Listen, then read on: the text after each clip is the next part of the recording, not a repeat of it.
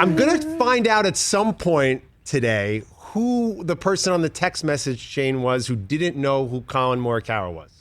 You I will immediately call him out, TJ. Come on, bro. Takashi Chris Brockman over here with the quick bam. Boom. Man, snitches get stitches, right, Ben? That's what they say.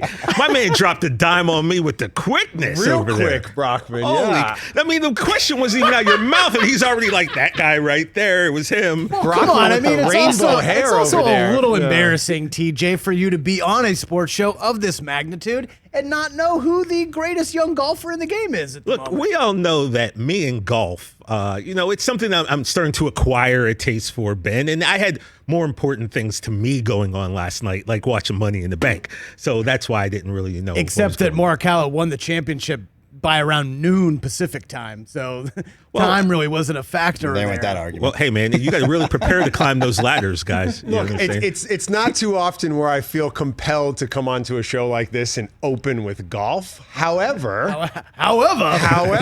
when someone is not aware of what's happening in the sport, I feel the duty to kind of inform them and help them get up to speed because what we're watching is the emergence of a great young star. Yeah, absolutely. And you're seeing that across all sports. That was the topic of conversation last week, the Major League Baseball All-Star festivities, not only around Ohtani, but Vlad Guerrero Jr., who went yard again this weekend, I think twice.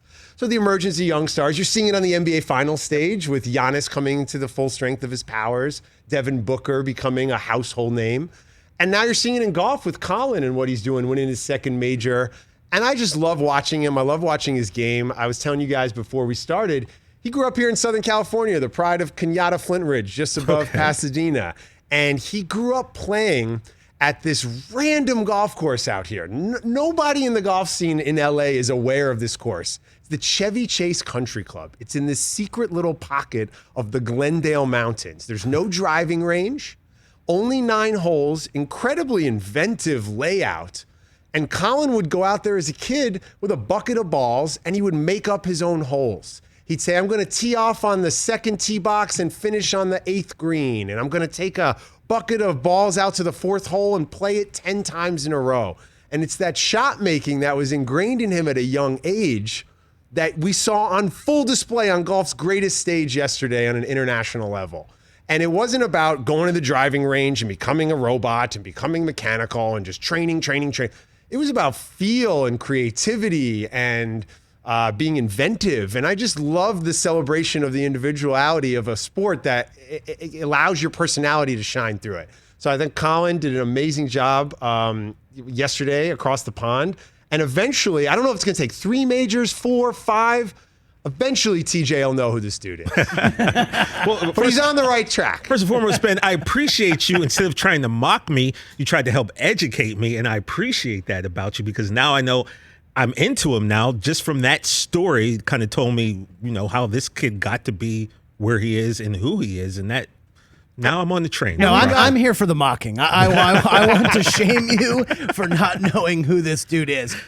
Because of the way the pandemic hit the sports world last year, golf was unique in the fact that there was no British Open last year, Open Championship, but there were 6 majors jam-packed into a very short amount of time, and this kid won 2.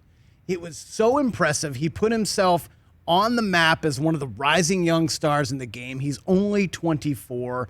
And he is going to be in our lives for a very long time now. And when it's all said and done, could he have more major championships than Phil Mickelson? Is